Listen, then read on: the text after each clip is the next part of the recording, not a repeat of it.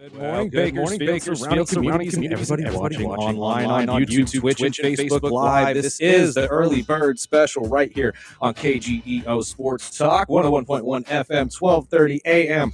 I'm Chris Burdick. That is Sparky. I need to test something real quick, though, because Sparky is live from our new studios down there downtown at the Woolworths building. Can we hear Sparky at the moment? I am in the basement. Oh, I can see you, but I can't hear you. Give me 1 sec. I think we got to switch one thing over here on my end. Let's try that now, my friend. Can we hear you now? Check. Microphone check. Gosh dang it. Give me 1 sec. There's always something. There's always something. Of course not. Well, if you can hear me, Lord. you can hear me online? Yes. I can hear you now. Beautiful. How was your weekend? Can't. You were slow, right?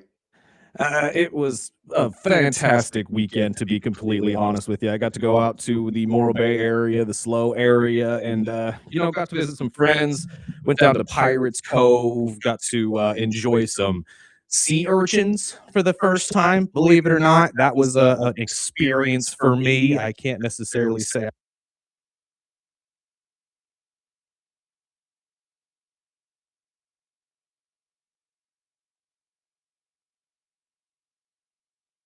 You disappeared on me.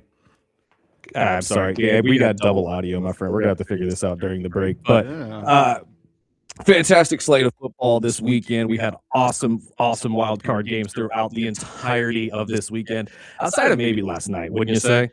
Yeah. I mean, I was texting with a buddy of mine last night, and I was telling him, man, I wish they would have just moved this Patriot-Charger game to the morning, because that was probably the only game that was like a snore fest. But personally, it was a great weekend. We got some great football, even starting with the college football game Friday night.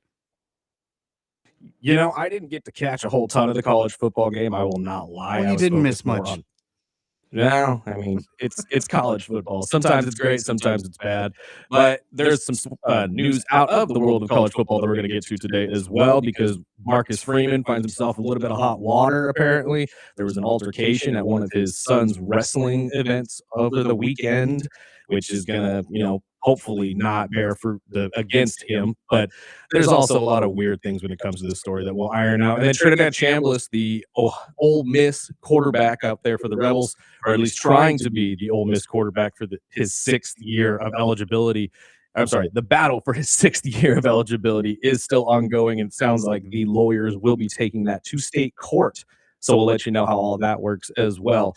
But let's focus on these games in the NFL, man. I mean, which one was the most exciting one to you? Because personally, I know my answer. I would say the Bears-Packers game. I was over at the Wingstop with my wife, and there was pretty much a cheesehead house, and man, they were loud, I will say. And I was secretly over there rooting for the Bears, so I was happy. And I mean, the Bills-Jaguars game did not. That game was up there. I would say all of them except last night's game, personally. Honestly, I have to agree. I think that, we kind of saw this coming too, because obviously the LA Chargers have been banged up all year long. They're going against probably the best team in the AFC, and I think last night the Patriots definitely showed it. I have to agree with you, though. My number one game was that Chicago and Packers game on Saturday night. An incredible comeback from Caleb Williams and this Bears team, and Ben Johnson, who I think Caleb did the right thing at the end of this game. And this is in the locker room, if you saw the video, which was he gave the game ball to Ben Johnson, because that's exactly who deserves that ball. That man put them in the right situations. He had the offense rolling the exact way it was supposed to, and because of that, they were able to come back down 21-3 against the Packers team that was rolling and kind of looked like they had found that spark again that we said they had lost for weeks. And finally, they were able to put it back on the field. But unfortunately for the Packers and Packers fandom, they came up short, losing this game 31-27 at the end of it all. And Caleb Williams showing his magic once again, although I think Ben Johnson can live without some of those crazy throws most of the time, right? Well, one of those saved their season. So I will say, there's been a lot of drama talk about, let's just say what Ben Johnson was telling and screaming to the team in the locker room after the game, which I like personally, you want to coach with, well, one that's behind your team 100% and stands with their team. And on top of all the other stuff, the big stories we've been talking about was if the Packers were to lose, if Matt LaFleur is going to pack his bags and get canned. And reports out this morning, LaFleur is actually working on an extension that should be signed by the end of the day. So it doesn't look like he's going anywhere. But going back to the Bears, I mean, I was ready to count him out. And I heard from players post game that was saying that they were set for this all season, that when Ben Johnson came in, even in minicamp, he was showing the team the good old Falcons 28-3 game with the Patriots. So I mean, if you look at the scores this season, if you followed the Bears, it's something that they've kind of been built on to come back and play harder in the second half. And there's no game that they're knocked out at halftime. I know it was 21-3, 24-3 at half, and they came out and dude, the memes that are going around with Caleb doing the Jordan logo when he's throwing to that last fourth down throw. I mean, I'm impressed, man. I'm impressed. I wasn't expecting them to bounce back this quick in his first year in Chicago, but they look like a team that'd be scared of. Honestly, and to be fair, we have to remember that this is what Ben Johnson was known to do in Detroit, which is why they are built to come back in the second half of games. It's part of Ben Johnson's MO at this point. I mean, it's great run game, good solid up front, and you know that you're going to be dealing with a better team in the second half than you did in the first half. So I would assume that at the end of all of this, we're going to be seeing this Bears team become essentially what the Detroit Lions were last year.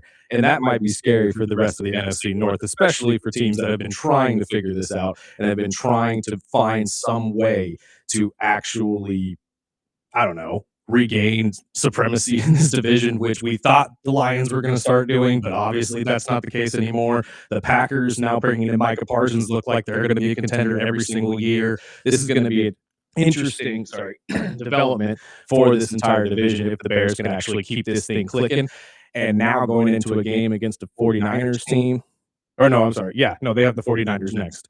That's going to be an interesting matchup because the Niners continue to lose players, especially key players like George Kittle in this game, who obviously we found out has a torn Achilles after all of this. This guy can't catch a break, man. He really can't. He's got worse luck than Christian does in some ways. I mean, that was ugly, man. It was ugly, and the Niners are built. I mean, they've been dealing with injuries. I mean, even going back to last season, and it's just next man up, and that's what they're going to have to do. That's going to be a tough matchup, I will say. But I'm looking forward to the Rams Seahawks game because I think out of all the teams that could at least put up some points against a tough Seattle defense, it is the LA Rams. Oh, that's right. That's right. That's right. You're absolutely correct. They have the Rams next. I always get that mixed up for some reason. I have no idea why. But going into this next series, I'm sorry, we should actually talk about Monday's game before we go into next week's game. What do you expect tonight from this Pittsburgh Houston game? Not much. Not much. I expect this game to be like last night's game. I think it'll be a low scoring, defensive minded game with both teams really relying on their defense. And, listening to the morning show, I have never can remember the toll guy that I hear from the Savannah Bananas this morning. And he's relying on, he thinks it's going to be really back into Aaron Rodgers back on his veteran presence.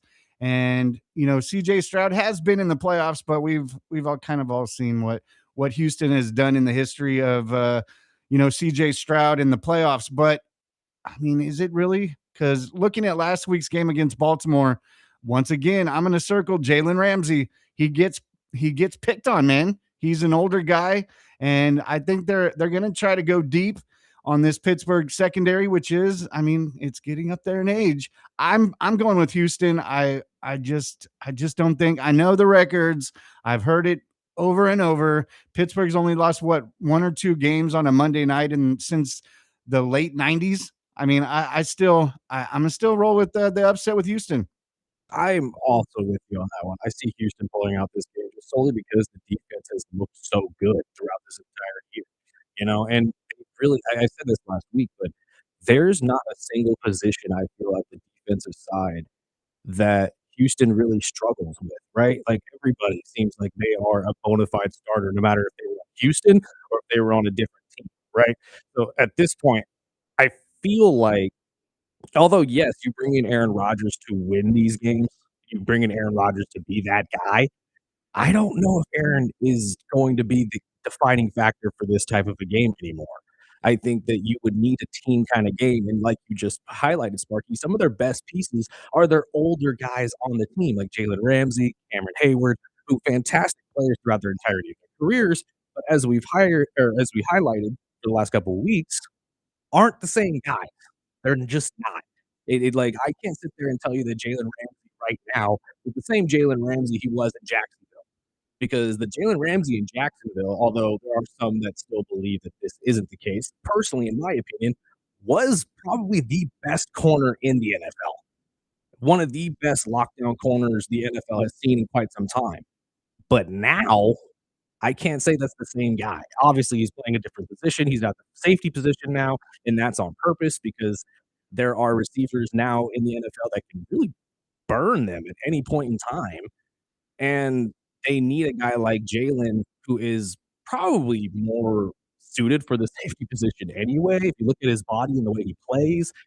But I can't say that these key players that they brought in for these moments are going to be enough to beat a team like Houston. The only thing that Pittsburgh can really bank on tonight is if CJ has a really, really bad night. If CJ has a really, really bad night, which is possible, that is on the table. He has had a really rough season this year as a whole. If he doesn't have a starting quarterback-like game, we are maybe going to see Pittsburgh get absolutely obliterated tonight. And I could see the same thing with Aaron Rodgers. I mean, personally, with he doesn't have a lot of wide receiver. I mean, obviously, he's going to get DK back after a 2-game suspension. And one player I will keep an eye on is Kenneth Gainwell. I mean, he's made some solid plays for them in big games, and this one is really a coin flip for me.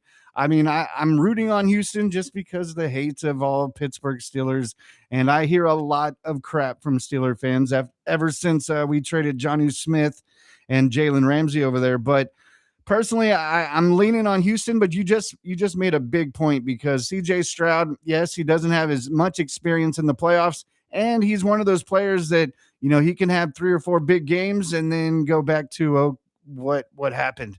I mean, this is a defensive minded team, and I'm expecting a big game, but I believe it'll be a low scoring defensive minded type game. I agree. I agree. That's the only way I could see this game going. But at the same time, again, when you look at the key players for both sides, for me at least, I see a major edge for the Houston Texans. Maybe just because of the age factor and just the amount of energy that they're going to be able to bring.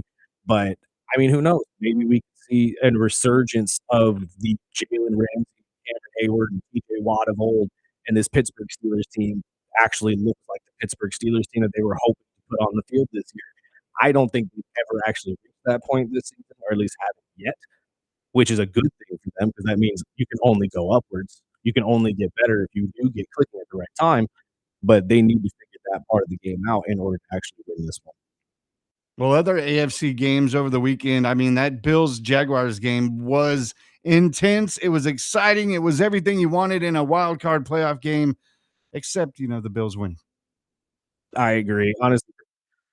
Okay, but I need to highlight this because we went into this season talking a lot about the brotherly shove or whatever you want to call it, the tush push. It's all the same. And one of the most vocal teams against it was the Buffalo Bills. And Coach McDermott came out after the game and said his stance on this play has not changed. He still is not a fan of it. He still doesn't want it in the game. Yet you used it twice to win the game. Once on a 4th down, and then another time on the goal line to get him over into the end zone.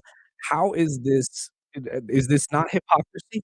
Is this not a coach saying, "Hey, I look out for the health of my players, and then I'm gonna run the same play even though you're claiming that this could potentially be harmful?" And they do it better than them.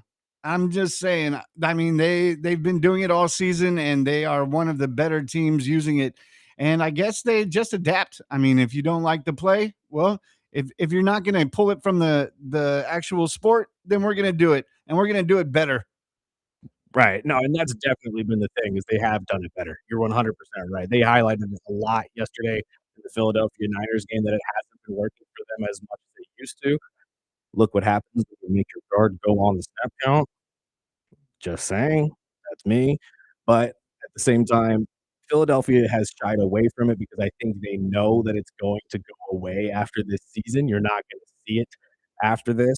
You're going to probably see it get pulled in the rules this upcoming season or off season. But at the same time, I don't like it. I don't like the fact that McDermott is coming out saying, "Oh yeah, we care about the health of our players." But then you're gonna go out and run the same play, that exact play multiple times to win the game. And again, I'm not saying that this play had anything to do with them winning the game that much because they obviously only ran it a few times. And really, the comeback as a whole was great to watch because that defense of Jacksonville is stout and it's really, really, really hard to beat them, especially on the ground. So for Buffalo to figure out a way to do that was actually pretty impressive. But the hypocrisy of the coach after the game to highlight it and say, "Well, no, my stance hasn't changed. I still want it removed, but I'm gonna use it to win football games." Yeah, and they do it well. And I had to clean that up because I did say the wrong teams. Next week is actually the Bears and the Rams and the Niners and Seahawks. So it's Right. actually the Niners and Seahawks. I had that mixed up. But yeah, the same thing. And I'm looking forward to. I think is one going to be the game next week is Buffalo and Denver. I mean, you couldn't make a better matchup, and we've been saying it, but I'm going to say it again. New England's going to get whichever team wins tonight, and I don't think either one of them match up well with New England. Honestly, they don't, but I said it last week as well that I do believe Buffalo, if they got past Jacksonville, would have a strong chance to walk into the Super Bowl. I still feel that way. I think they pull off a win against Denver just solely because of Denver's inconsistencies. They're too glaring, and honestly, when you're going up against an MVP quarterback like Josh Allen, you can't have inconsistencies like that. You have to be able to score just as well as he does. So I I can totally agree. only see Denver tripping up in this game. And I mean, again, I'll sit there and blame it on the bye week because I've always blamed it on the bye week, but I just don't see Denver pulling it off this time. I really don't. But you're right. If they end up against a New England team with Mike Vrabel after watching what they did to the Chargers last night, I don't know if Buffalo can get past that. I think the only team that can is Buffalo. Really? Yeah, I just don't see Houston or Pittsburgh. I think that'll be a cakewalk for New England. And if and when Buffalo and Denver play next week, I think it's really going to pull on whichever team can go in there and win. But obviously, with Denver winning, they'll get the home field advantage. So I think that is going to be a big thing. But yeah, the way the Vrabel and this offense, or even the New England defense, I mean, is they're going to be hard to beat in the AFC. It's just this team seems so complete. Like watching them last night, you went up against the top 5 defense, and true, Drake May struggled throughout the entirety of this game. They only scored 16 points, and LA did everything they could defensively to keep this game close. They just couldn't get over the hump offensively, and I think it honestly had to do with the health concerns of not only the offensive line, even though they had a solid game, but towards the end, they were letting everybody through, and Justin was getting beat up. But I think the health of Justin itself was the biggest factor of this game. Although it wasn't snowing in Foxborough, it's still cold, and if anybody's ever had a broken bone or a plate in their body at all, you know when your body goes from the warmth to the cold, you feel every bit of whatever is not supposed to be in your body, in Yes. your body. So I And think there's at got to this be a point, tough Justin went into this game. a team from California traveling all the way to Foxborough to play a big playoff game in the cold. It's not just hey, just suit up and we're going to go play the New England Patriots. It's going to New England. It's the whole atmosphere. But one thing I do want to say before we get away from the Chargers, I mean, looking at the Chargers this going into the season, we were expecting a step or two in but with all the talk with Harbaugh, this I've got to turn Herbert into a Hall of Famer. Obviously, there's some big glaring holes. They dealt with injuries most of the season, but what is the next step for the Chargers to move forward in this division that's only getting tougher? Depth of line. I think if Depth in this O-line. season I think if this season's taught you anything, you need depth at the offensive line position. You have the starting spots already taken care of. When Joe Alt and Slater get healthy, you're fine. Honestly, you may wanna switch up your center. I know he's really rough. I think everybody puts him at the bottom of the barrel. Maybe he can fix that. I've seen some crazier things happen. Jason Kelce wasn't exactly the greatest center when he first started either, so maybe Bosa can turn it around, but I think you need depth at the offensive line position just in case these big name guys go down again. I could agree. I just know I've had some Charger fans text me all weekend. I know they're big listeners, so I got to throw out some love. I mean, it was a good season for what it was. You know, you were dealing with offensive line issues early in the season. You lost your rookie standout running back for most of the season, the second half of the season. And I mean, I think there's a lot to build on. And I wouldn't count the Chargers out. Obviously, with Denver is going to continue to get better. I mean, they might win a Super Bowl this year. Who knows? And the Chiefs. I mean, the Chiefs are always going to be in the mix. I don't care what you say. When Andy Reid's your coach and Mahomes, whether he comes back halfway through the season or not, the Chiefs are going to be in the mix. On top of the Raiders having a number one pick, and who knows who's going to be their head coach. But I would expect them with a lot of money in salary cap to at least take a step forward. Oh, yeah, I agree with you 100%, and when you got a head coach like Harbaugh, he's gonna find ways to make you guys better. I think next year the Chargers are gonna be coming out looking way different. I just think that depth at the offensive line position should be your first thought process, and then maybe finding out how you can keep guys around like Khalil Mack again, because I know he's on a short-term contract. If you can get him to stick around, I think the Chargers are gonna be fine. Let's take a quick break though, my friend. We'll fix these audio issues on the streaming side. I know I'm coming in through a little spotty, but thank you guys for sticking with us. If you're on the radio side, hopefully you're hearing us loud and clear right now. But this is the early bird special right here on KGO Sports Talk.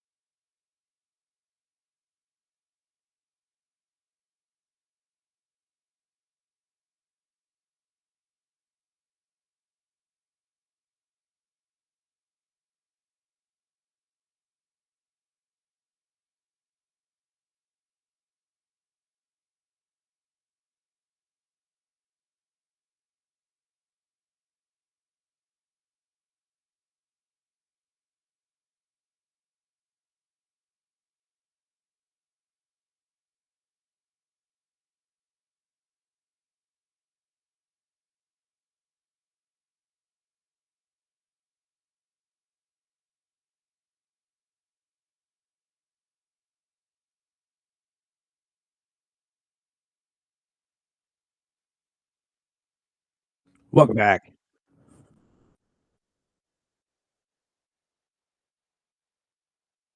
12:30 a.m. I'm Chris Berg. That's Sparky. And, we talked a lot about the NFL Wildcard weekend, but that's not even the wildest stories of the weekend, my friend, in my opinion. Did you hear about this Marcus Freeman story? I did. So, for those of you who did not hear the Marcus Freeman situation, Notre Dame head coach, beloved head coach out there, and rightfully so. I mean, Notre Dame has been pretty dang successful with him at the helm. And he's got the sweetest deal in college football, in my personal opinion. He really, really does. Notre Dame has a fluctuating deal with this man year to year where he gets his contract essentially changed every single year to be competitive with the top college coaches in the nation every single year. So Lane Kiffin getting his massive contract this year boosted Marcus Freeman's money as well. That's a sweet freaking deal. I don't care who you work for. However, over the weekend, apparently, this is just something that was shared with me. He got into an altercation with a man at his son's wrestling his son's wrestling match, whatever you want to call it. And at this point in the story, because I did read up on this just to make sure there is video apparently, and it was a shouting match between a coach and his son that turned into some escalation. Obviously, Marcus and his wife walked down there, said, "Yeah, we're not going to let you do this anymore. Like, this is our baby boy. We are not going to let you talk like this to our baby boy. Like, there's just no way." I totally Which understand. I feel like most parents would do. Let's be fair. Most parents would probably try to do that. But it apparently turned worse when they got into the hallways, where the coach claims Marcus got a little physical. I don't think this actually happened, mind you. Notre Dame is very, very, very vocally saying, "Yeah, this isn't legit. Yeah, that didn't This is happen. not a real thing, that he did not touch this man at all." But it still is just not a good look for Marcus Freeman because obviously these allegations are never nice to look for.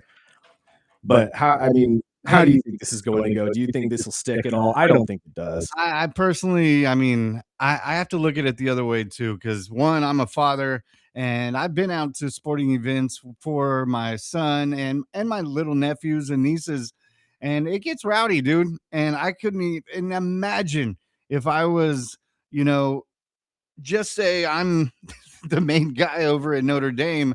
You got a target on your head and everybody knows who you are. So I'm just saying maybe you need to take a step back and look at it that way. Hopefully nothing happened. It looked like by the look at the police report, which I read, it didn't look like there wasn't any, I mean, marks or, nobody really got damaged or really personally injured. But I mean, when a guy's a big name, especially for a school like Notre Dame, do you think that adds in a little bit to it, or is he just a hot-headed coach or a hot-headed dad? See, I don't even think he's hot-headed. I've never really seen anything on the field that would make me feel like he's hot-headed. Now, passionate, sure, but that's every defensive-minded head coach, let's be honest. Every defensive coach in general is passionate. But that's why when I read the police report or at least saw the stories, I don't think this sticks. This doesn't make sense. It seems to me like what you just said. Like, there's a lot of people who know who you are. There are a lot of people that, like, they know you make a lot of money. That's why I set up his contract situation before we started talking about this, because he does make a lot of money being the head coach of Notre Dame, and that does matter. People know how much money you make. They're going to use that against you at some point, and it's going to matter. But at this I that's why I say that I can't see this sticking, because one, he's been an upstanding citizen. Can't say he's ever been in trouble.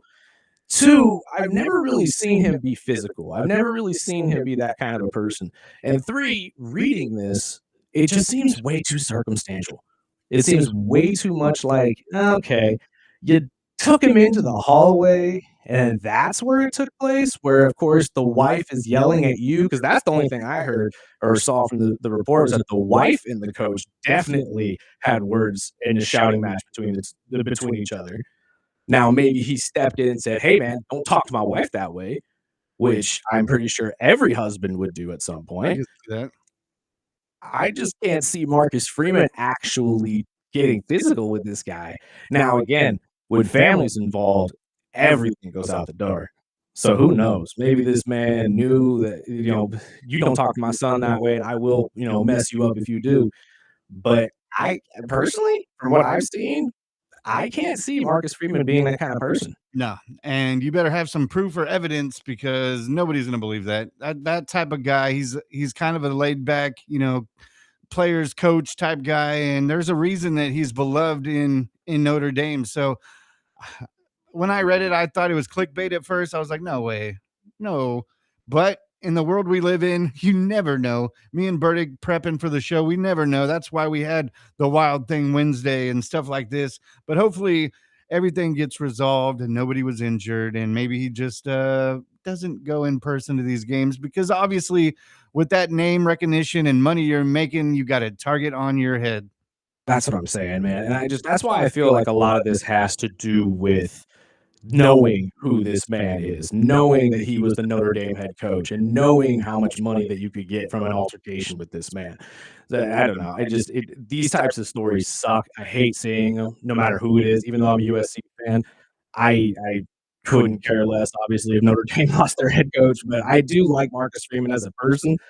I don't want to see this man get in trouble in any way, shape, or form. He seems like a really, really upstanding guy, and honestly, a coach that should be headed towards the NFL at some point in time. This might happen. This might help because that was a lot of the news I heard over the weekend is okay, say Notre Dame puts their foot down and says, you know what, we're not going to deal with this type of thing, this type of drama, which obviously they didn't because they immediately came out and said, nah, he didn't do that. There's no way he did that. And obviously he probably talked to the coach and said, hey, there is nothing with this story that's true. And hopefully it gets cleaned up. And honestly, the other story that I wanted to touch upon, just because we have been following it loosely, but at the same time, I'm really hoping this kid actually gets this next year of eligibility, and that's Trinidad Chambliss out in Ole Miss. One of the biggest talking points of this offseason has been, will Trinidad get that 6th year of eligibility? This is a huge story in college football because Trinidad had lost his entire sophomore season of his D2 career to a respiratory illness and has been trying to get the NCAA to give him the pass to allow him to come back for a 6th year of eligibility, which they've done in the past. I mean, we got Carson Beck on year 7. Let's be honest. We've done this. But the NCAA has come out and pretty much said, yeah, no, we're not going to do that. You haven't given us significant medical records to at least show that you deserve another year. I don't know exactly what they have shown or haven't shown. I would assume that his lawyers gave everything that they had from the doctors to show that this kid was hurt or at least out his entire sophomore year and lost it due to a respiratory illness.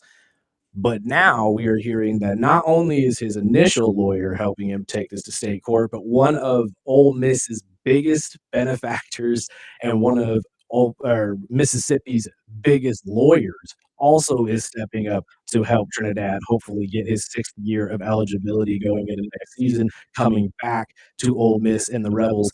And for Trinidad here, he'd be making $6 million in NIL money. That's a pretty dang good deal for a kid who went from a D2 to a backup to a starter and an 8th overall choice for the Heisman Trophy.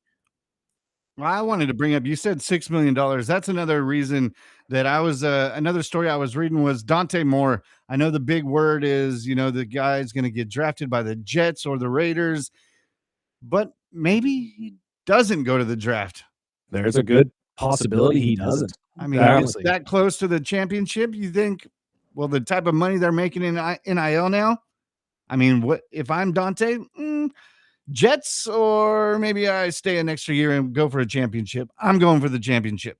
I don't see why not. Why would you leave the Oregon Ducks for the New York Jets? Let's be honest. Who wants that job? I think at this point too, because of the Indiana game, I can only see everybody pushing for, Raiders are taking Mendoza. Raiders are taking Mendoza, which means you're not going to be the number 1 pick, which means you're not going to be able to maximize the amount of money that you could potentially get as a first-round draft pick. So realistically, you're right. I think there's a good chance that Dante ends up staying in Oregon and running it back with Coach Lanning, and hopefully they make a shot at another championship out there for Oregon, but it's a really big dollar sign to walk away from. I was Let's gonna be say, I mean, honest. does that bring another risk that maybe the Raiders do what you've been saying for the last couple of weeks?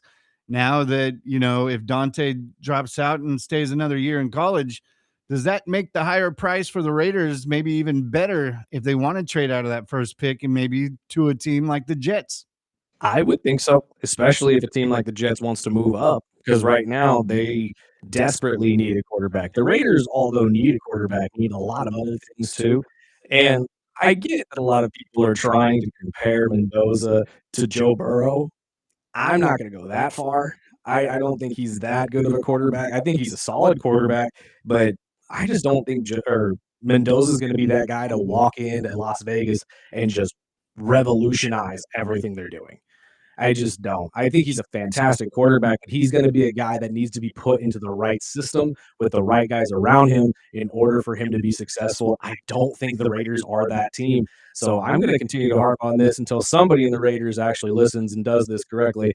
Trade back, pick up a tackle, pick up a couple draft picks from somebody. I don't care who, if it's the Jets or anybody, and honestly, build a team, not just a player, build a whole ass team in Vegas to make it actually worth watching for Raider fans. That's the only thing. And if he doesn't do that this year, Spark, I'm gonna sit here and say I can't shy away from the conspiracy theory that Mark Davis is okay with the team being a bad team, Yeah. because the thought process of it, everybody wants to go to Vegas. Everybody loves a weekend in Vegas, and you get to end that weekend in Vegas with a win against the Raiders for your team. That's a really good weekend, and honestly, I think Davis realizes that and thinks, "You know what? I can make a cash cow off away teams fans." And Business is business, baby. it is. But at the same time, that's why I'm so skeptical of him, having the right mindset of all this. But then again, I also sit there and think I don't think Tom Brady would step into this kind of a situation if he believed Davis wasn't fully into win. I mean, I think if they were to say, hey, give me a veteran offensive lineman, your first round pick this year and your first round pick next year, you can have it. Here, take it.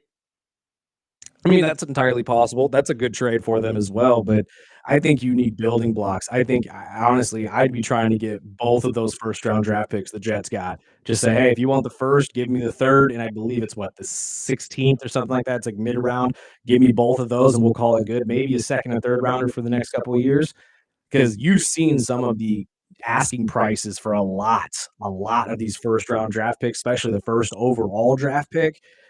It's very extensive. Yeah. And what I'm looking at of at least with the Mel Kipers or these draft experts, I mean, this year isn't really quarterback heavy. And they're leaning on next year being really quarterback heavy. So maybe that's a smarter way. But hey, we're talking about the Raiders.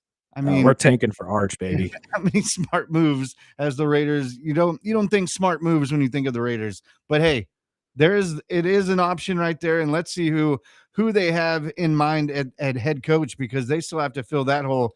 And it's funny is I'm an AI guy. Berta gives me crap all the time saying, hey, is that AI music again? This crap. So Well, again, I just like being a I used AI over the weekend, and Chat GPT filled every single NFL head coaching vacancy for me. And when I go down the list, I mean, it's real quick. Arizona with Brian Flores, Atlanta with Mike McCarthy. I knew you wouldn't be happy with that one. Baltimore with Kevin Stefanski. Cleveland goes Mike McDaniel. The Las Vegas Raiders with Clint Kubiak. Miami with Vance Joseph. The Giants get Harbaugh, and the Titans get Matt Nagy. I would hate it for Titan fans if they had to go through a couple years of Matt Nagy. Seeing what that man did with Chicago, ain't no way he's going to be able to fill Tennessee or fix Tennessee's problems. There's just none. I can't see that working. But those are interesting. I mean, again, I agree. I'm not really crazy about the McCarthy pick, if I'm being honest. But I mean, I Well, guess there are worse choices. I made sure that they gave me an explanation why of the selections. And when it came down with McCarthy, it said 11 seasons with 10 plus wins, would be a welcome addition to the Falcons, who haven't won 10 games in 9 years. But hey, Don't remind me. the real question is Harbaugh. Obviously, we thought, okay, well, he's waiting a week to get packed up, get his, get back into the mix on where he wants to move his family, where he thinks he can succeed as a head coach. And there's a lot of murmurs of him wanting to have full control. And a lot of teams are like, okay, well, you're out because Miami's already hired their GM. So obviously they're probably out of the Harbaugh sweepstakes. And I brought up the same thing with the GM that continues to have a job with the New York Giants, which just amazes me. But maybe they'll pull a, Stephen Ross. We're like, you thought you were safe, but Harbaugh's coming in. He doesn't want you. But I think the Giants, the Falcons, and again, the teams I'm looking at is obviously the Baltimore Ravens. I mean, the Baltimore Ravens still have a great team. They got Lamar. They've got some defensive studs. Plus, they have a little running back, Derrick Henry. So I'm not sure. I know the news came out this morning that Clint Kubiak and a couple of other guys are set up to meet with Baltimore today. I'm starting to think before this weekend, second round of the playoffs, I think there'll be a coach hired.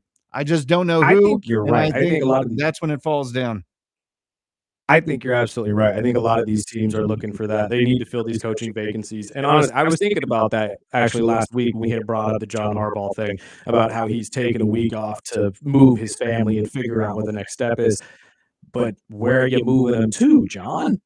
That's a big question mark there. Because again, granted, you want to move out of your house in Baltimore, but you need a house to move to there, John. And if you don't know where you're going to be coaching, where can you really plant your feet?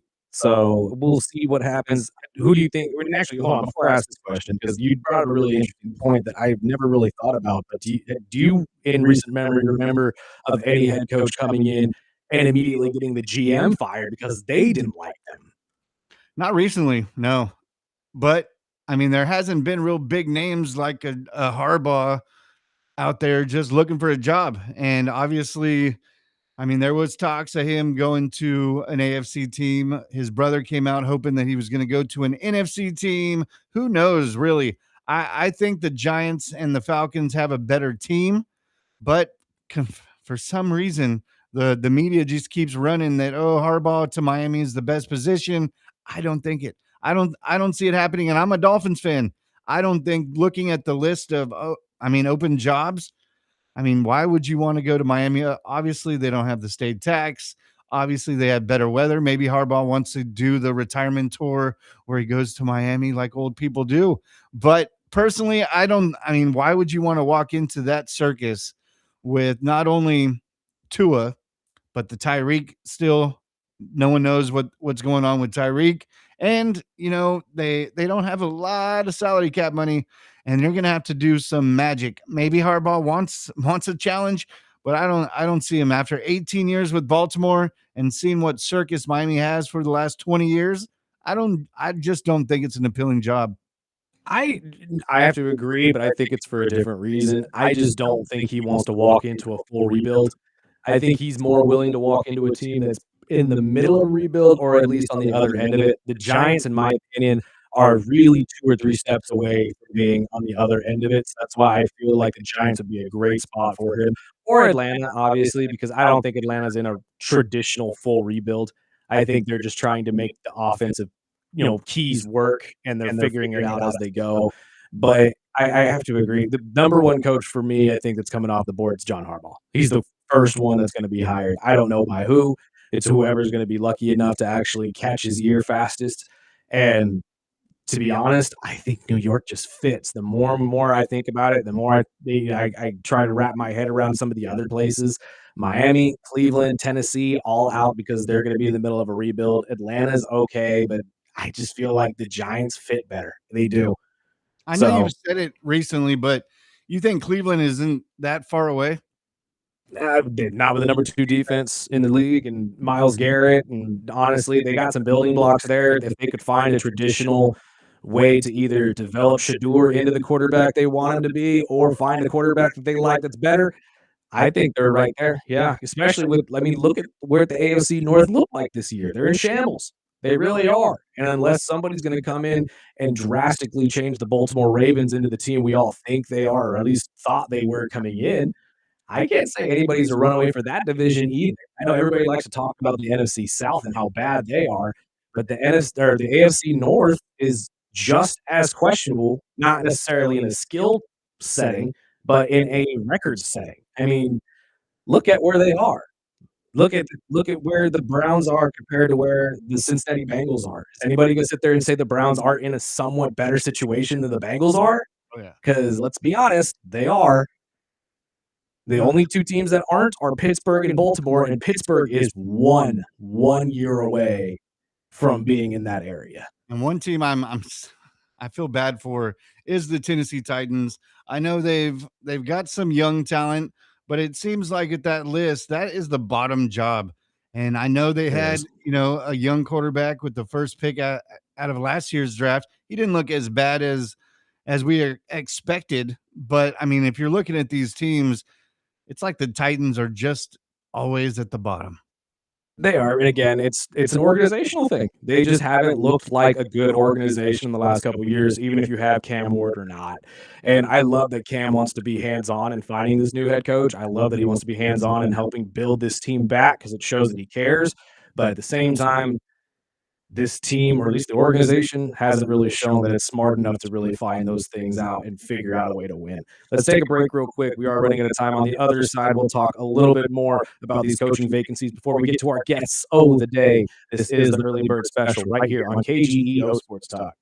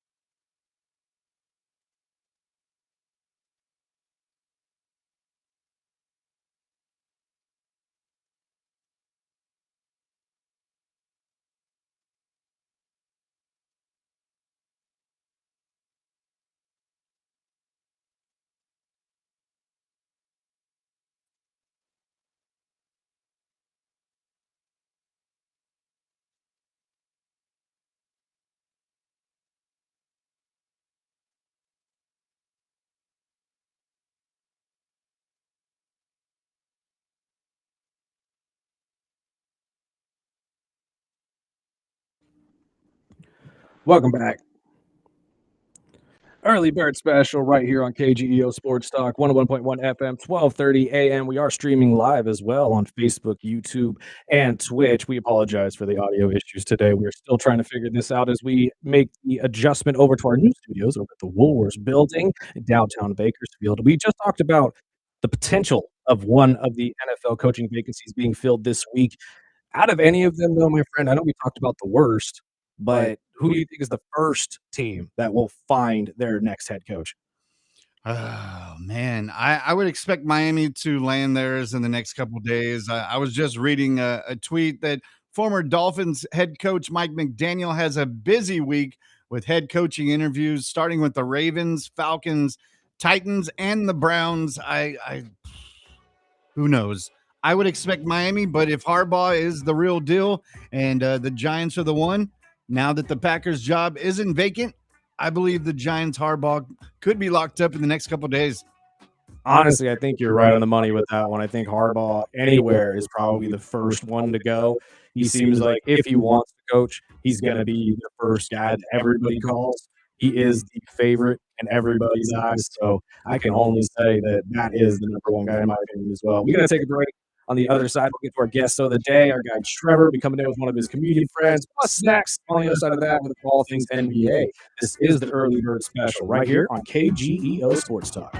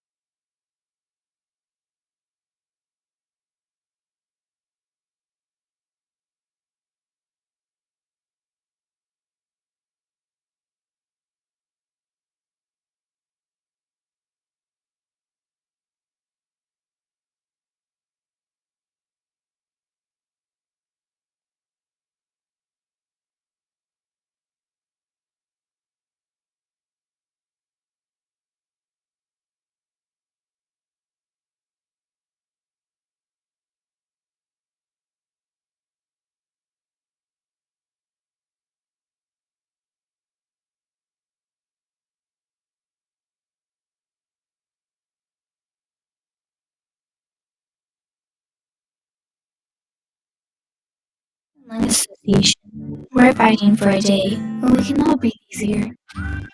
We're fighting for clear skies over every city and healthy lungs throughout the country. We're fighting to keep harmful secondhand smoke out of our public spaces and workplaces. And fighting to free millions of Americans from the addictive grip of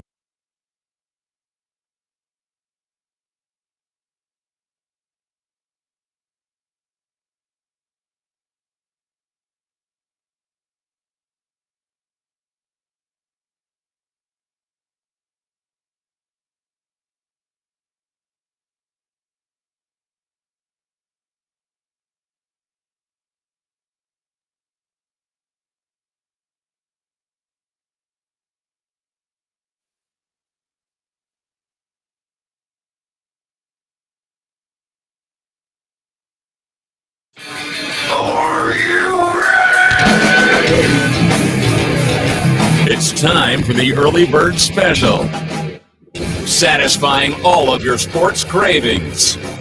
Call the show or text us at area code 661-842-2000. Now, here are your hosts, Sparky and Burdick.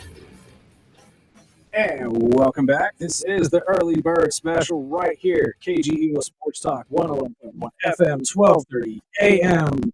I am Chris Burdick, Sparky, live in our new studios over there at the Woolworths building. Hopefully we'll be switching over and making the full transition here in the next couple days.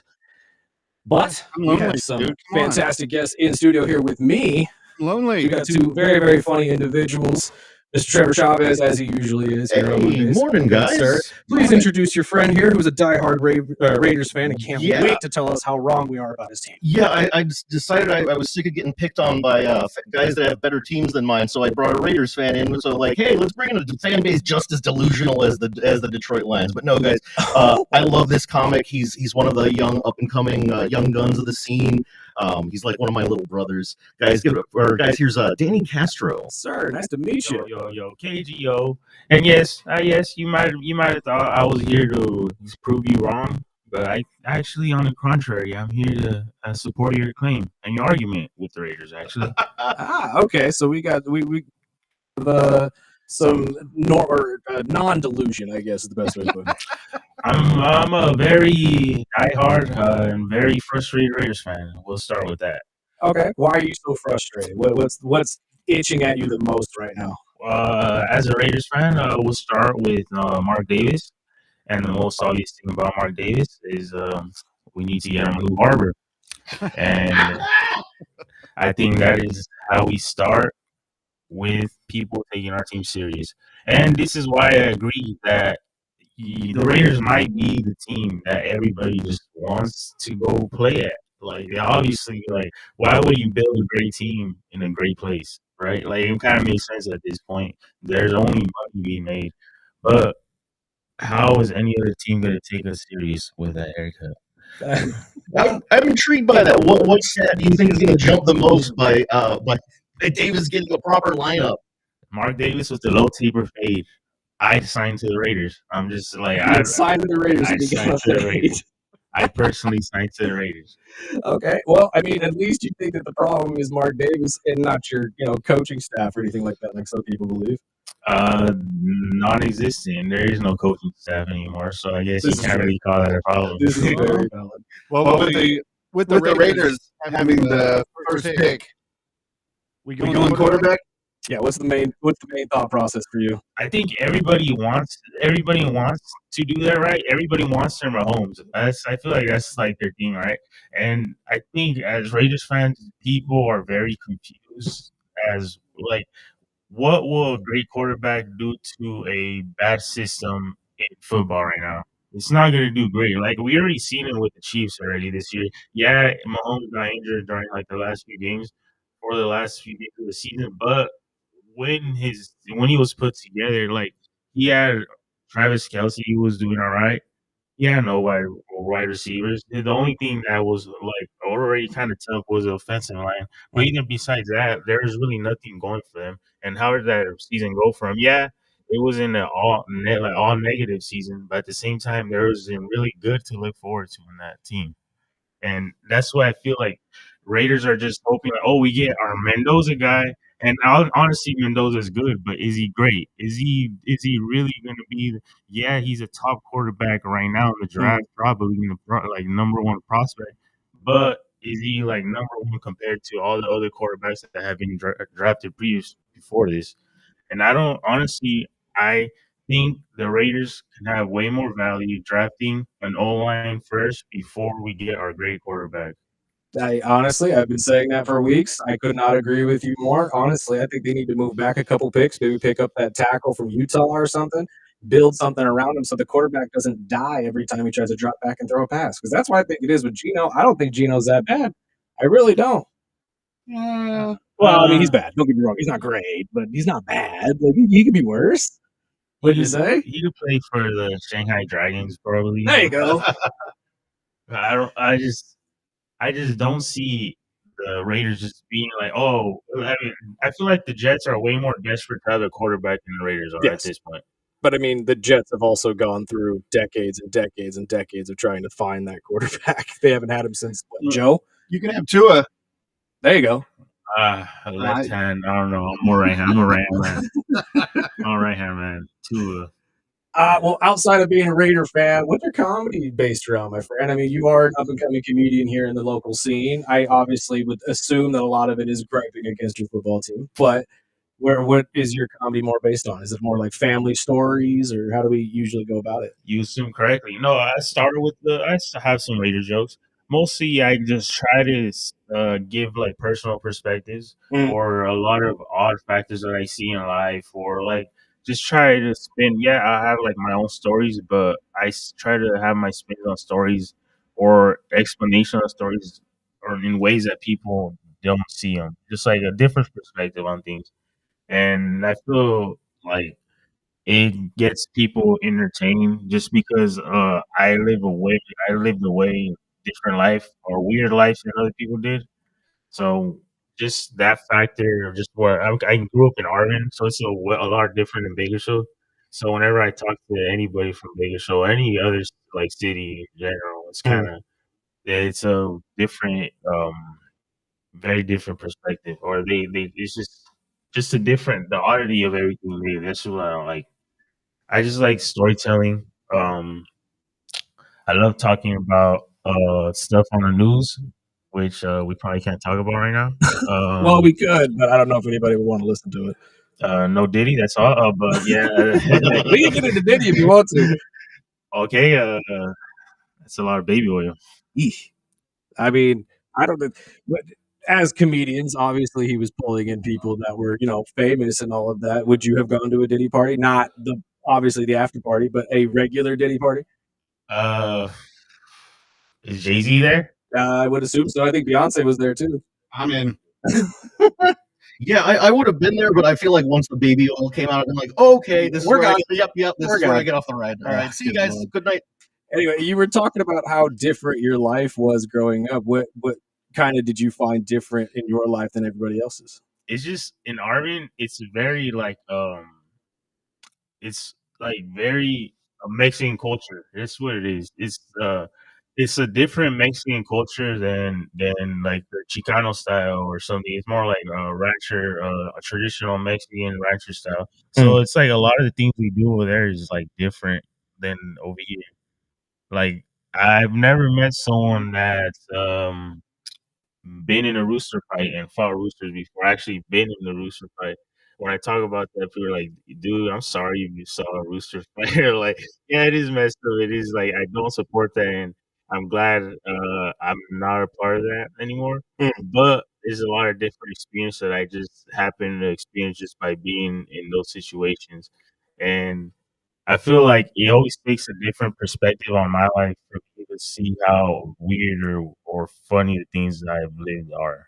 Right. Yeah. No. Danny's one of those dudes that straddles a lot of lines. That's what I love about him. For those of you who aren't watching online, or those of you who haven't seen him live, Danny's one of those dudes that can get away with very easily wearing both like Supreme gear and a John Deere hat at the same time. Like it works for him somehow, and it's amazing.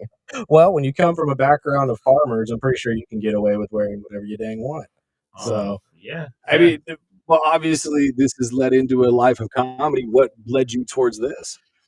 Honestly, it was an accident. I want to say it was like one of those like, oh, I'm just gonna watch open mic comedy, and I went to watch, and outside there was another comedian, and he was like, oh, what are you doing here? Are you gonna support? And I was like, yeah, I just came to watch. I was like, I have some jokes I want to try comedy one day, but I want to see how it goes first. I was like, I don't just want to come in and just blindside it or whatever. And he's just basically like, dude, you're already here, you have those jokes, that means you came here with a purpose. He's like, might as well just go on stage. He's like, the only way you're ever gonna find out if you like it or you want to do it is just hitting the stage. I feel like a lot of people don't understand that, like that comedy is like any sport. It's just there's a practice to it. Is you and it's doing it right. Right. You could say or you could in your head you could Euro step as much as you want, but you're not gonna make the shot until you do it in a real court with real players.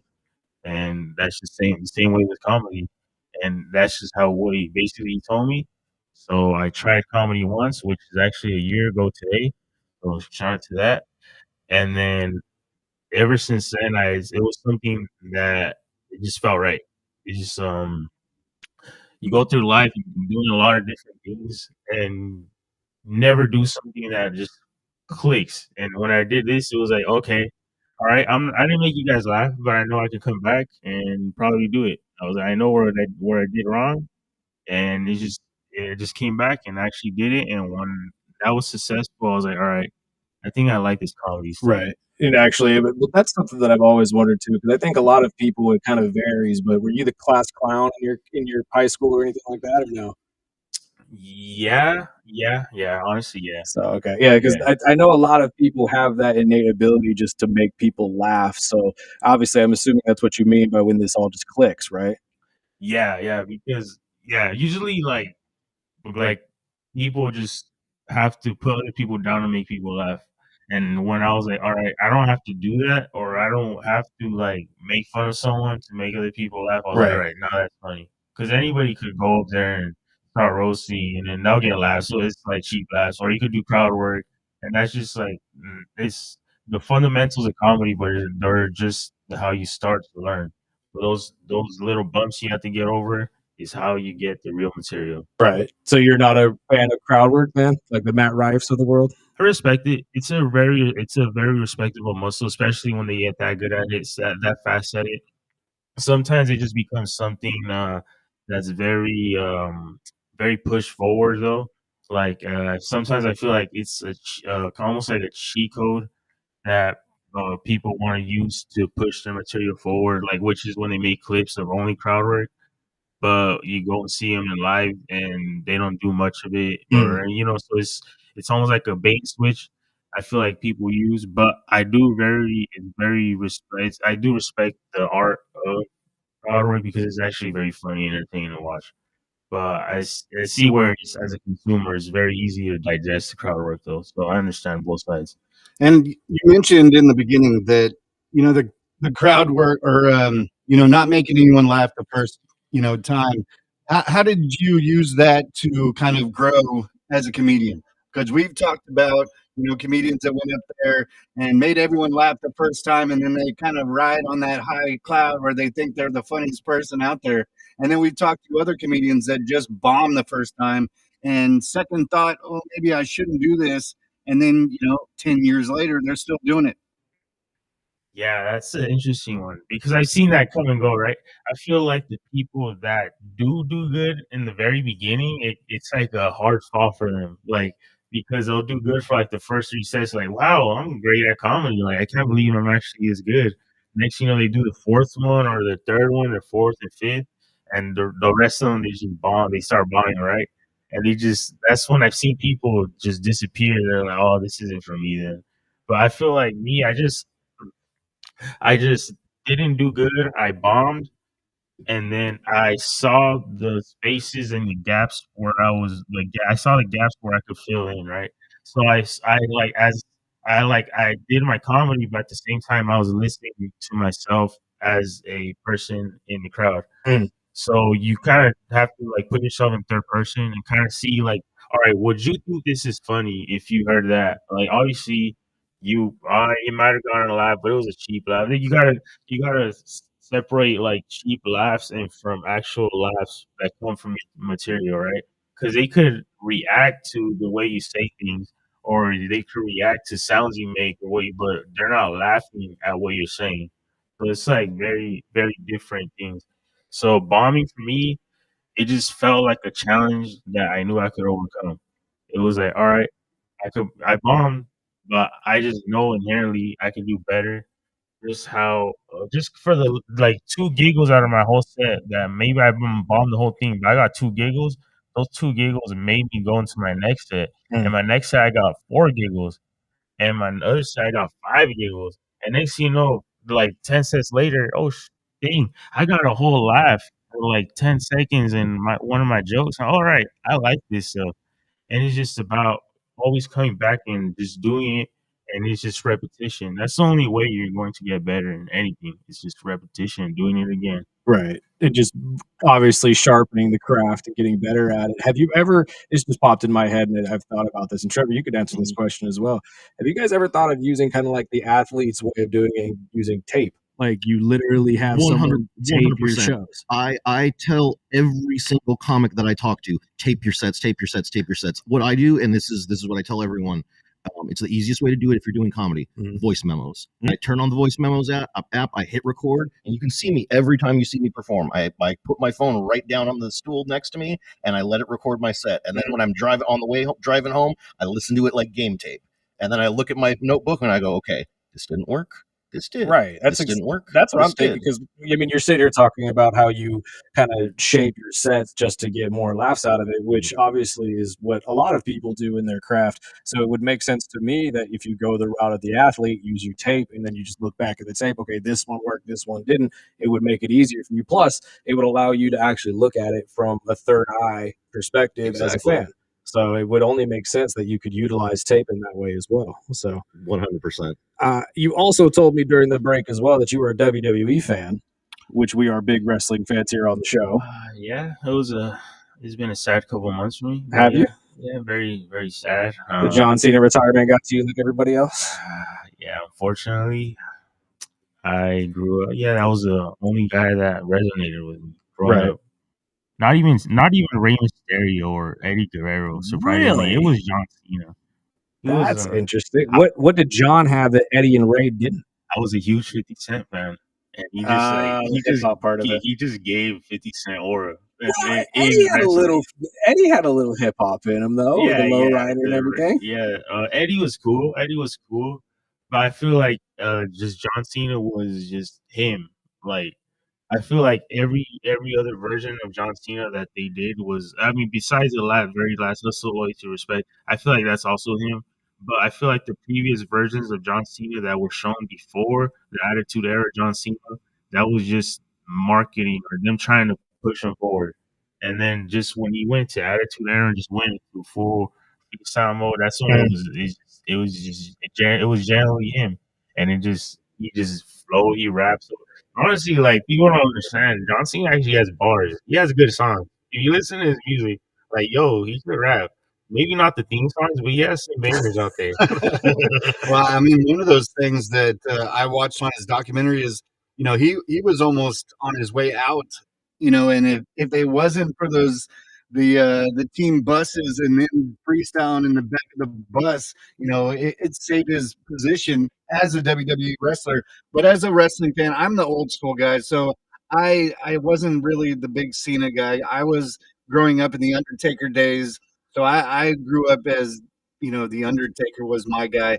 But with the whole heel turn when Cena, I know it was short lived, but did that hit you any different?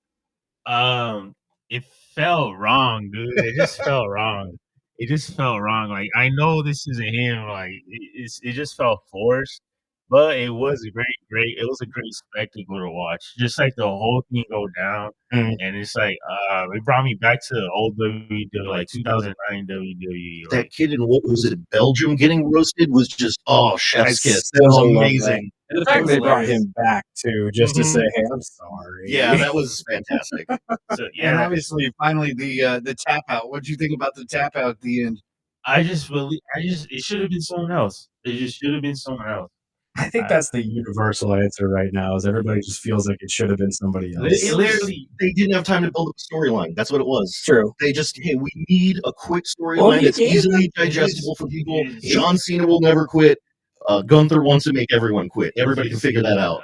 He said he wanted a full 300-day stretch for the retirement tour, or 300 I don't even remember what the term is for it, but 300 shows.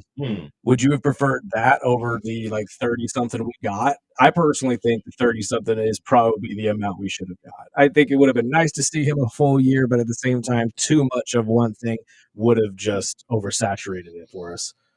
Yeah, it would have been a very long year. It would have been. They would have been stretching it so much. It would have been the John Cena show. Yeah, it would He have would been. have worked with everybody during that year. Yeah, They would have been pulling people out from out of retirement just to work with John Cena if they did that many shows. That's what I'm saying. So I don't think it would have worked. I really don't. I think it's a nice idea, but it's kind of like the massive, March Madness style football tournament. I can't see that being an actual thing. I mean, as it was, is there anybody he didn't put over? I mean, come on.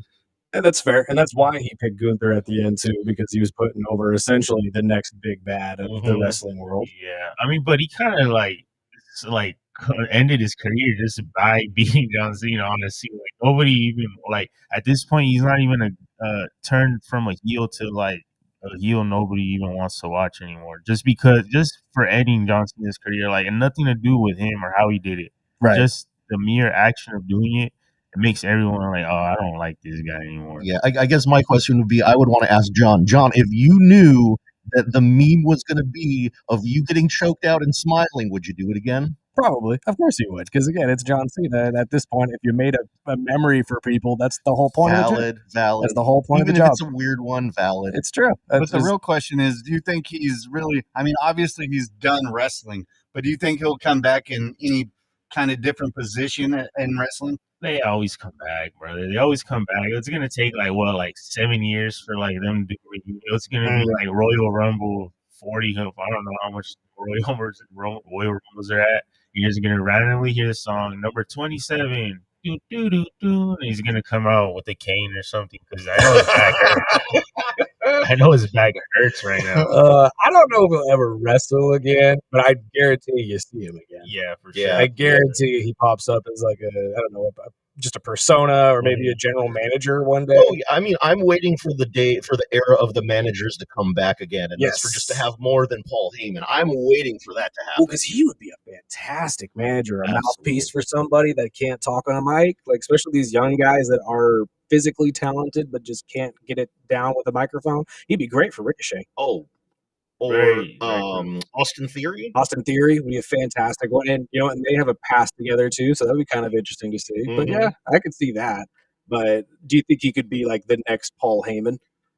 Ooh, possibly. Not in a writing sense, obviously, but as a manager. But as a manager, yeah, I think he can do it. I think he definitely has that. With his last heel turn, I absolutely think he has the chops to do whatever he wants as a manager. Yeah, it's just gonna take some years because you can't in the next 5 years, if he ever does it, it's just gonna turn into the Cena show. We're all gonna want to watch him, and we're just gonna wait for the moment or someone to punch him and him to punch back, and that's what everyone's gonna be waiting for. Right, but I mean, again, I think that's why they didn't want to give him the 300-day retirement tour, because essentially the entire year would have been the John Cena show.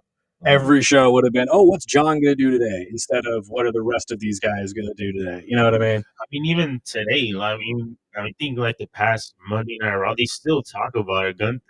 Gunther's personality still I'm the John Cena Destroyer, and they're gonna live with this for another 6 months to live on his train. Oh, They made a shirt. And there's some merch on it now. Absolutely. 100%. It's going to be like Randy Orton, the Legend Killer. It's going to be the same thing. And honestly, that might be the best thing for Gunther's entire career, because where else were you going to take him? He was already too big for his own boots. So I don't know exactly what else you could have done with the guy besides just make him take out legends. Yeah. See who's next. Who's the next legend? If there's I think it's going to be AJ, unfortunately. But is there a list? There are a long list of legends that should be coming up on retirements here, including Randy and Brock Lesnar and Roman Reigns and all these other guys. And Ray eventually? Yeah, eventually.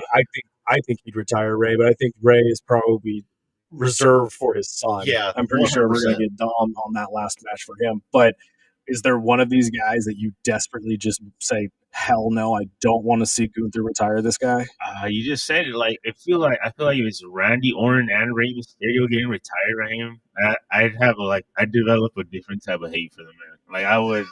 I think everybody's already developed that kind of hate for the man. I mean, yeah, kind of, but in a way, I kind of admire the fact that I know that John Cena and him probably had a conversation backstage, like, yo, you're gonna get hated by everybody after you beat me, right? Oh, and he's all for it, because if there's anybody that respects professional wrestling just as much as John Cena, it's Gunther. Yeah, so that's why. Do you think they're gonna do that though? They're gonna continue this, just like basically like the new Undertaker thing. 100%.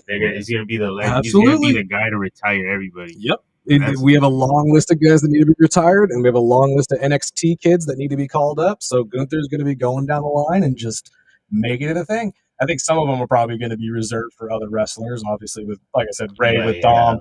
I think Seth will probably have a match with somebody else. I don't think he'll have his retirement match with Gunther. But yeah, I think a good amount of these guys are going to be facing the big Austrian before their careers are inevitably over. Mm-hmm. So. But we are running out of time, gentlemen. Real quick, we do need to talk about the Monday Night Open Mic that you guys have going on tonight, obviously, at Firehouse. Are we still at the We are Rosedale? at our home at the Rosedale Firehouse, the Southwest. That was a trial run, but we're back home at the Rosedale station. Sorry, Sparky. They said no more. They said you can't come back to your Firehouse anymore. We might try it again. We might try, You but never know. it's Firehouse Rosedale. It's our home. It's been good to us. We feel comfortable there. Change is hard. Let us stay there, please. It's 100%. But what else can we expect tonight? Is there any other guests besides our fantastic one right here? I mean, you never know. We've been having pop-ins the last few weeks. We had a couple LA Comics pop-in. We had Bruce Carey and Kelly Ryan come on over Christmas. So I would say stop by, guys. You never know who's going to come down. But our featured comic for the night is going to be Mr. Danny Castro here. And then, Danny, are we going to see you at the Well when he inevitably opens? Are you going to be one of the big acts that we're going to be able to watch? Yes, sir. Probably not the biggest acts you can watch. Obviously, it's going to be big, real acts. I know Hans Kim is coming in 23rd. Then Russell Peters shortly after, Paul Rodriguez. But I will be on every single open mic that's there, and I will try to be on any shows that I can. But it opens on the 23rd. Ribbon cutting is on the 20th, 2 p.m. for anybody watching who wants to show up. I will probably be there working the door. And, Danny works the door, so just come and say hi. You all work the door, man. That's the best thing about the Wells. You get to meet the comedians before you even walk in. There you go. Yeah. And if you want to meet us before the show tonight, for Made You Laugh Mondays, signups are at 6:30. If you want to hang out with me and Tyson, we'll be there at like 6. But the show starts at 7 tonight. Absolutely. And then real quick, one last question for you, Danny, just because I like to ask these type of questions to everybody. Yep. You're a comedian coming up in the space. Obviously, you want to make this as big as humanly possible for yourself. One, who is one comedian that you would aspire to open for? And two, is there a venue that you've always wanted to perform at?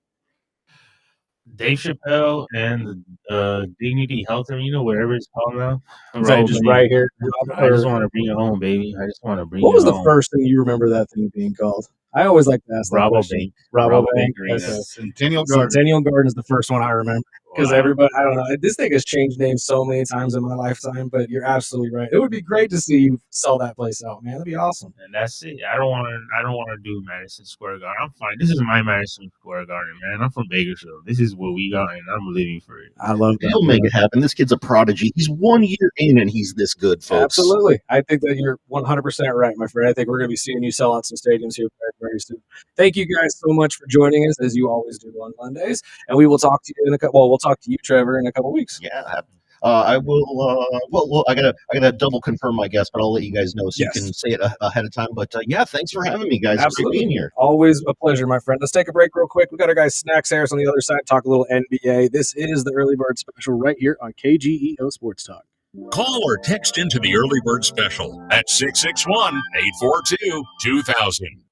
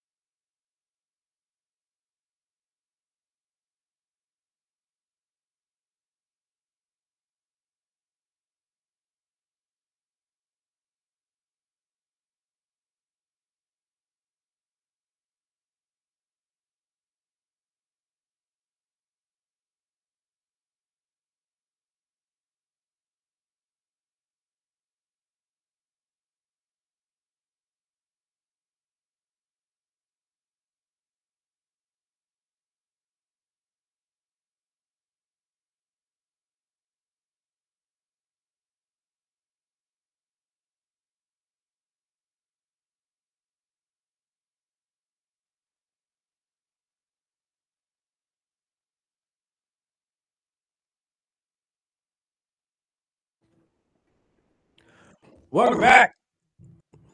Early Bird Special right here on KGEO Sports Talk, 101.1 FM, 12:30 a.m.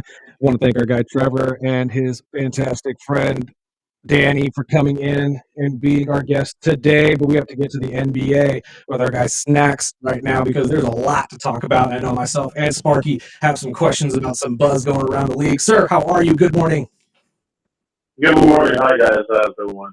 I am well. I know Sparky is well. He's downtown right now in our Woolworths building, and we are excited to get this stuff rolling, my friend. But there's a lot of buzz in the NBA that we got to talk to you about.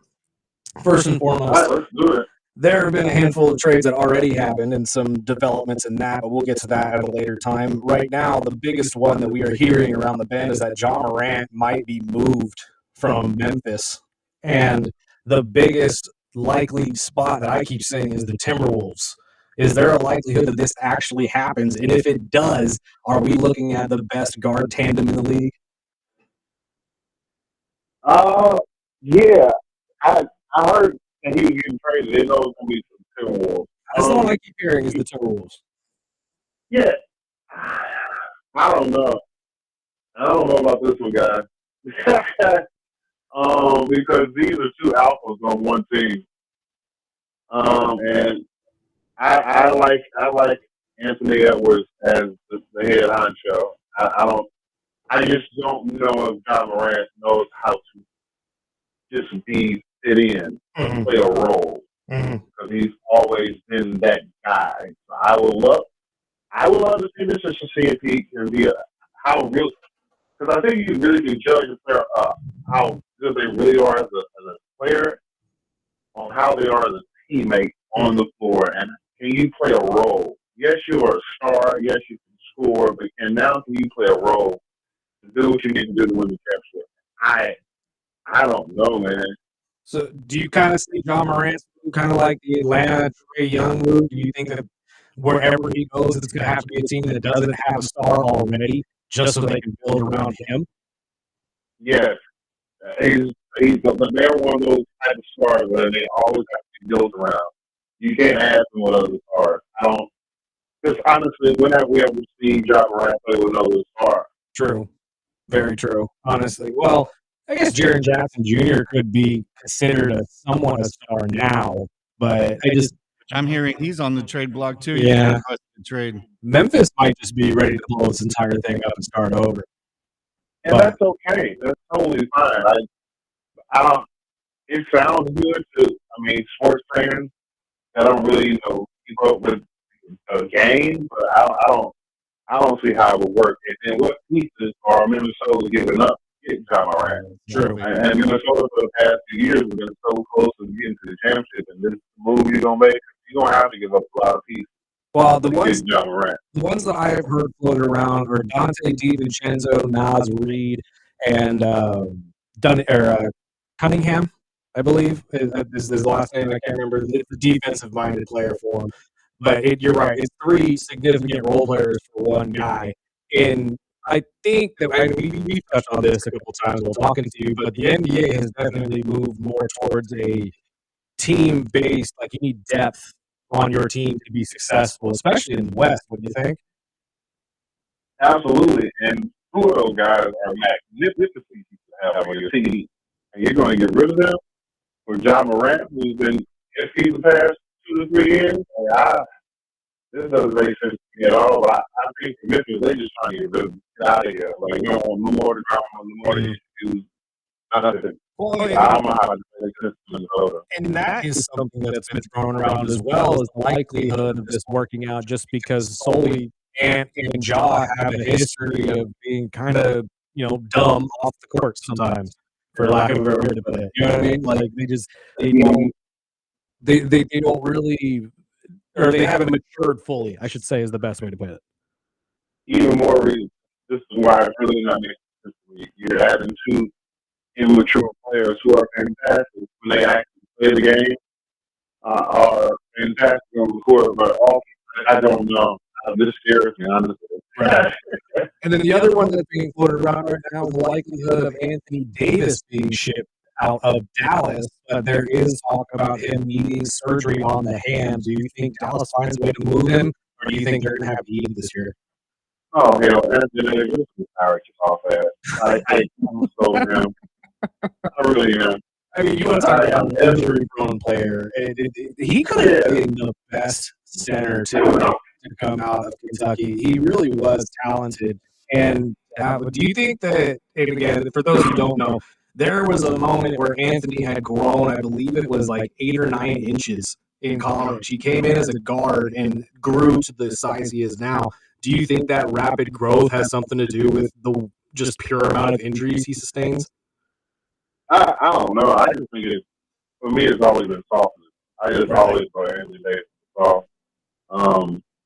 And not saying that some injuries aren't realer than others, but excuse me, I keep talking. No, you're fine, my friend. It's the flu season. It's awful. Yeah. Yeah, I just always thought he was soft. Like every other 3 weeks you're hurt, bro. And I can't trust you as a player. Like I don't know if he's gonna be out here or not. So wherever he goes, I just think it's a waste of money. And that's my conversation. I kind of figured when we talking about Anthony Davis, I knew I wasn't having much for him because I just figured just retire, bro. Or just go somewhere, go to Washington. Right. Retirement home of the league where everybody else goes when they just want to start over and get it back together, or your career comes to an end. Like go there with Trae Young. Maybe they can create a spark in Washington and just call it because you're going to be hurt every other 3 weeks, and we're 16. Right, and honestly, that was one thing that I was going to bring up as well, is Washington's still trying to figure themselves out and how this team is going to work as a whole. They even said that they're not even going to be using Trae Young very much at all this season just so they can secure their first-round draft pick, which is a top 8 protected. I can't remember who owns it at the moment, but they do not physically own it. Do you think that maybe Anthony going to Washington is a possibility? I mean, they are trying to figure stuff out and find some stars to make this team work for them. And why not put a guy like Anthony on the court with Trae? Because Anthony's not going to be there half the year anyway, so Trae doesn't have to worry about it. And he can be a role model and a helping piece of Carlo Boozer's son. That is true. He's going to be the number one pick coming up the way he's balling in college. He is playing unreal right now. So I actually like this thought process of the Washington Wizards. Currently just rest Leon while in this year, have him another chance of getting hurt. And send him out fresh next year, maybe bring in Boozer, have Anthony Davis, if he can't play, if not, sit back and endure the Boozer. Right. Well, and the thought of this, though, because we've talked about it on multiple occasions off air, but the NBA goes out of its way to make sure tanking isn't a thing and doesn't happen as often. What are your thoughts on the Wizards announcing that they're not going to play Trae Young just solely to essentially tank and keep their draft pick? Do you think the NBA is going to like that and, be very keen on this? Because I think that a big financial penalty is going to be slapped on the Wizards for this at some point. I think the NBA really only made sense to depend on the team. Like if the Lakers said this, then yeah, we have issues. Or the Spurs say this. One of the top teams say this, but it's like the Wizards at a time when it was Steve went, okay, we'll tank. We understand that you all have a hard time getting superstars. It's like certain markets where, certain superstars aren't going like, okay, we get it. You're trying to constantly rebuild. So I think that's the only time for me. That's just in my opinion, where leagues really pay attention on who's tanking, who's not tanking. That makes sense. But I mean, you still can't allow a team to tank like that, though, right? I'm with you. You're here to compete, right? And again, we talk about this week in and week out how in professional sports these teams don't want to compete anymore. So it's kind of taking the fun out of it. And men just like competition. A lot of times we like the team, we just want to see you compete. And so, but that's kind of where we come with sports, and it's like nothing's being hidden anymore. It's like it's obvious. That's pretty much a team telling you, hey, we're tanking in so many words. So you might as well prepare for it. Because what else y'all want me to do? Look at our record. Look at our record. So we're going to be pissed poor anyway. So we might as well just finish the season out the way it's going to be.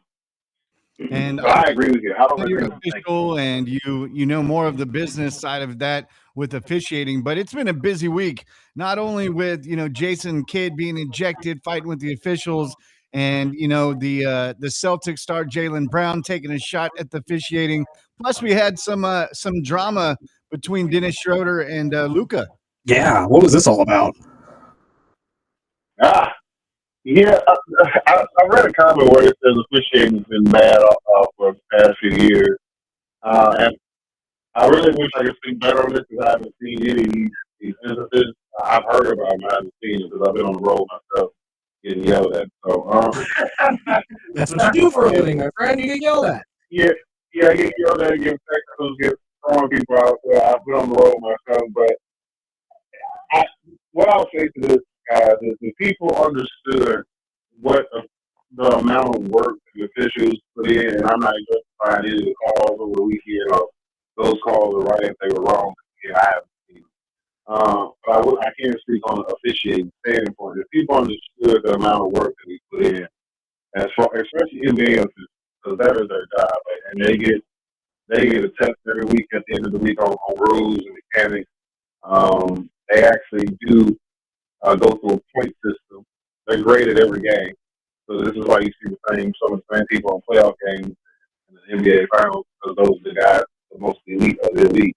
So they go through a grading period. Yes, they're held accountable. They're just not spoken on out to the public. And I think fans would just like to hear publicly that they have been held accountable. But behind the scenes, NBA officials, sure, are held accountable. I can't really say that for college, but they are most definitely held accountable. If you get a rule wrong, or adjudicate a rule wrong in the game, you get fined. And I don't think a lot of people know that that comes in the NBA. So no, I didn't know that. I mean, to break that down, so you're saying the officials after each game get graded and even points for certain calls? I believe NFL ones. Yeah, there's a point scale for NBA officials, and they get graded after every game. So every official in the NBA has grades. Like you're 76. Scott Foster, as much as people hate him, he is by far the best official in the world. If you look at his grade scale, he's at a 90 something each year. And rule knowledge, you're not going to beat him. But that's also coming from understanding that the fans don't know exactly what officials are looking for and terminology in the game. So when I'm officiating, people look at yelling at me. I have to understand that people are yelling at me that don't understand rules. Like there's 3 different rules books that come with that. You got a rules book, you got a case book, you got a mechanics book, and we have to read all 3 of these things. And then the rules book along in the NBA, there's 144 pages we have to read. There's 12 different rules, and each one of those 12 different rules, there's maybe rule A, rule 1.A that we have. I mean, it goes to that magnitude, and it gets more and more in depth. So, to the fans, remain fans. And I understand in some games it does look like I don't know about that, and that's just not perfect. But most cases, those dudes ain't wrong when you go back and watch the film.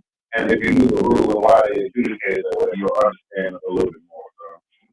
So. It always comes down to people thinking they know the rules, but they really don't. And the other half of that question I'm very curious about as well. Did you hear about this altercation between Dennis Schroeder and Luka? And why did it take so long for the league to actually bring down this punishment on Dennis Schroeder? Because this apparently happened in late December.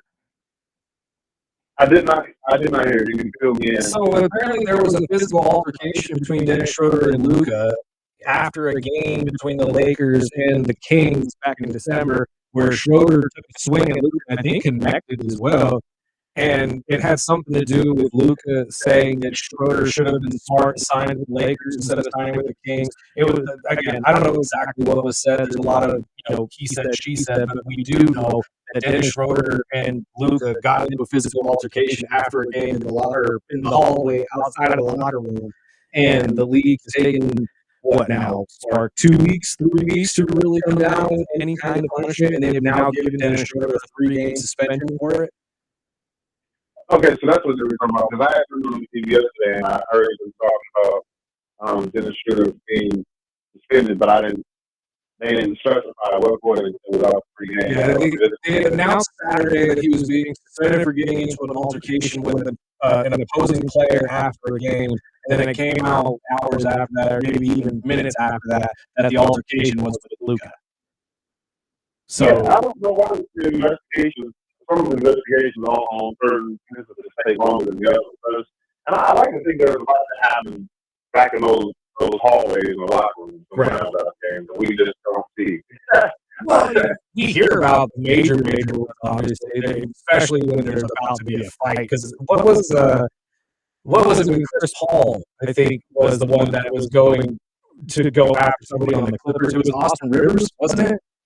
That altercation years ago, and like we always hear about it when it's ugly like this. But I think you're right. There's always that altercation that never really gets talked about.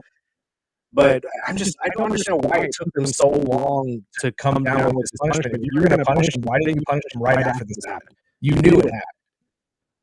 Yeah, I would like to think that it was more of getting all back since it didn't happen on the screen. True. And it happened back because it was like the Carmelo Anthony, Kevin Garnett.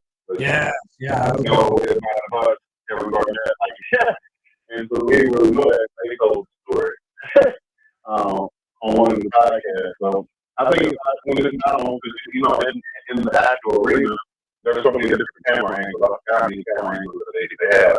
Each arena. Each game has my camera angles. But this is happening behind the scenes. I don't think they're probably getting all in the back before they release. And that's one thing they did to do. And let's take it all back first before they release. I learned. So that's a big issue. Why that took so long. I mean, you're probably right, but it seems like an open and shut thing for me. I mean, you're not an altercation, one of them's pulling the other. I'm pretty sure you need to punish the one that's like. But you're right. But maybe they did say something that was heinous that brought that swing towards him. So I don't know exactly what was said between the two. From what I read, and it had something to do with Dennis deciding to go with the Kings instead of the Lakers, and Luka pretty much saying, "Hey, you should sign the contract, bud." But I don't know exactly what happened. I guess we'll find out more information as it comes out. We have run out of time, my friend. Thank you so much for yours, and we will talk to you next week. Always fun, brother.